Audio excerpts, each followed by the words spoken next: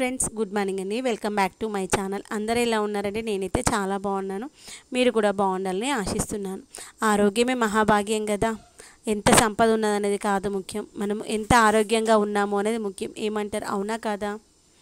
అయితే మనం చేసే పనుల్లో మార్పు తెచ్చుకోవాలి, మనం తినే ఫుడ్లో మార్పు తెచ్చుకోవాలి, మనం వంట చేసుకునేటువంటి గిన్నెలలో కూడా మార్పు తెచ్చుకుంటూ ఉంటేనే మనము ఆరోగ్యం వైపు అడుగులు వేయగలుగుతాము. ఎంతో కొంత మార్పు అనేటువంటి చేసుకుంటూ ఉండాలి. మనం ఇన్ని రోజులు ఎంతగా మనము మంచి నుండి చెడుకి దగ్గర అయినా కానీ ఇప్పుడు చెడు నుండి దూరం అవుతూ మంచికి దగ్గర అవ్వడానికి ప్రయత్నించడంలో తప్పులేదు. ఏమంటారు, అవునా కాదా? ఏంటి, అల్యూమినియం గిన్నెల్లో వండుకుంటే ఆరోగ్యానికి మంచిది కాదు అని చెప్తున్నారు కదా చాలామంది. అలాంటప్పుడు మనం మార్పు తెచ్చుకోవడంలో తప్పు లేదు కదా. అందుకోసమని నేను ఈరోజు కాస్ట్ ఐరన్ది గ్రిల్ ప్యాన్ అయితే తీసుకొచ్చాను. దీన్ని మనము మల్టీపర్పస్గా వాడుకోవచ్చు. దీంట్లో మనము ఏవైనా ఫ్రై చేసుకోవాలనుకున్నప్పుడు చేసుకోవచ్చు. లాస్ట్ టైం పొటాటో ఫ్రై చేస్తే సూపర్గా వచ్చింది. చికెన్ ఫ్రై చేసాను, చాలా బాగుంది. హార్ట్ లివర్ రోస్ట్ చేసి అది కూడా సూపర్గా ఉంది. హలీం చేసుకున్నాను, మస్తు వచ్చింది. నా గిన్నెల కంటే హలీం దీంట్లో వేస్తే మస్తు వచ్చింది. తర్వాత ఇంకేం చేశాను, దీంట్లో ఇంకేవో 2-3 రెసిపీస్ కూడా చేశాను, చాలా సూపర్గా వచ్చిందనమాట. అయితే మనం వాడుకునే ముందు ఏ గిన్నెలని తెచ్చుకోగానే ఉత్త సబ్బు పెట్టి కడిగేసుకొని గిన్నెలు వాడుకుంటూ ఉంటాము. ఇత్తడైనా కానీ, కాపర్ అయినా కానీ, ఇనుపవైనా కానీ ఈ యొక్క కాస్ట్ ఐరన్ మాత్రం అలా తీసుకురాగానే వెంటనే వాడినట్లయితే అవి నీట్గా రావన్నమాట. అలాంటప్పుడు దాన్ని సీజనింగ్ చేసుకోవాలి అంటారు. సీజనింగ్ అంటే ఏమీ లేదు, దానికి ఉన్నటువంటి గ్రీజ్ లాంటిది, తుప్పు లాంటిది అంతా పోయి నీట్గా అయ్యేదాన్ని సీజనింగ్ అంటారు. అది ఎలా చేసుకోవచ్చు, అది నాకు తెలిసినటువంటి మెథడ్లో నేను ఎలా చేశాను అనేది చూపిస్తాను. దానికోసము పెద్ద పెద్ద ప్రాసెస్లో ఏమీ లేదు. ఇసుక ఉంటే ఇసుక, లేదంటే మట్టి ఉంటే మట్టి.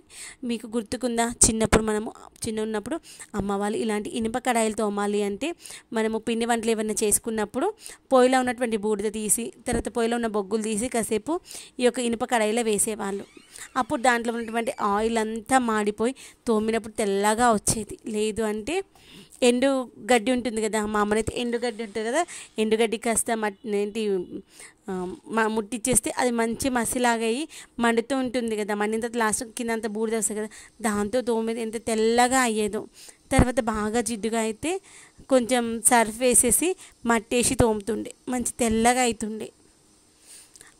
ఇప్పుడు మన ఇనుప కడాయిలు చూస్తే ఎలా ఉంటాయి, జిడ్డుగా ఉంటాయి. మనం ఏంటి, ఓన్లీ సోప్స్, లిక్విడ్ డిటర్జెంట్స్ ఇవే వాడుతూ ఉంటాము. కానీ ఇలా మనము సీజనింగ్ చేసుకోవడం వల్ల దానికి ఉన్నటువంటి జిడ్డు పోతుంది.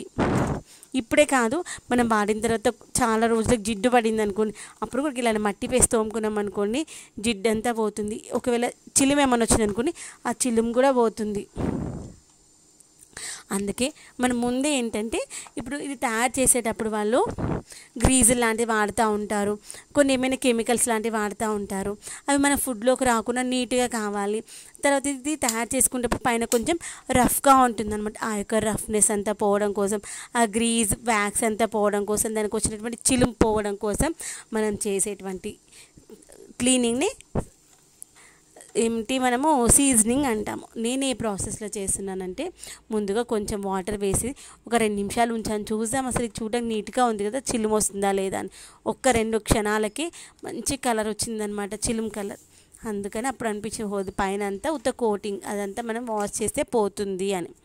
అందుకని ఏం చేశానంటే, మన ముక్కల్లో ఉన్న మట్టి ఉంటుంది కదా, ఆ మట్టి తీసుకొచ్చేసి కొబ్బరి పీచు ఉంటే కొబ్బరి పీచు వేసి రాసినాం అనుకోండి, మస్తు పోతుంది. చిన్నగా ఉన్నప్పుడు ఇట్లా ఇవన్నీ స్క్రబ్బర్లు తోమడానికి ఇవన్నీ ఏమైనా ఉంటున్నా ఏమీ లేదు, కొబ్బరి పీచు తీసుకున్నారా మట్టి వేసి రుద్దుతుండే. ఇనుప కడాయిలు అయితే తెల్లగా నిగనిగలాడుతూ వచ్చేవి. గుర్తుందా ఫ్రెండ్స్?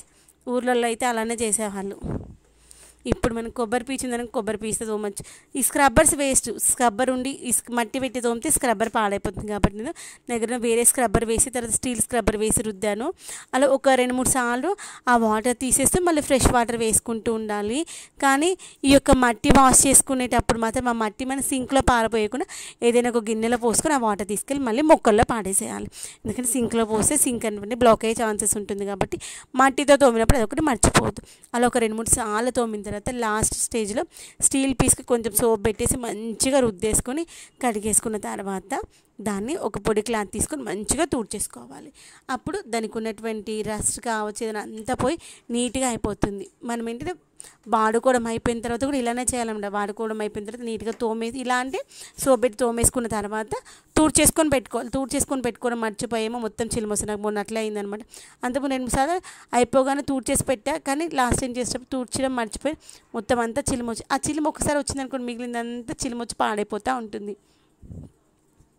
కాబట్టి అయిపోగానే వంట చేసుకోవడం అయిపోగానే నీట్గా సోప్ పెట్టేసి తోముకున్న తర్వాత తుడుచుకొని దానికి కొంచెం ఆయిల్ అప్లై చేసుకోవాలి. ఏ ఆయిల్ ఉంటే ఆయిల్ అప్లై చేసుకొని స్టోర్ చేసుకోవాలన్నమాట. అప్పుడు దానికి చిలుము రాకుండా ఉండి ఫ్రెష్గా ఉంటుంది.